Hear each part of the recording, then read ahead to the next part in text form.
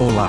Agora você está assistindo Palavra do Dia, uma série de vídeos onde nós ensinamos você a pronunciar determinadas palavras em Quechua. Portanto, a nossa palavra do dia para hoje é Pacari, pacari, pacari. em português, a palavra Quechua Pacari, significa nascer.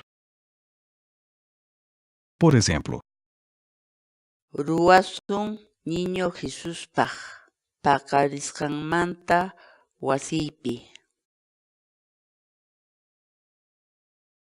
Tente e baixe nossos programas de verificação ortográfica em Quechua, usando nossas aplicações web ou desktop. Vá ao nosso site sc.inantim.com.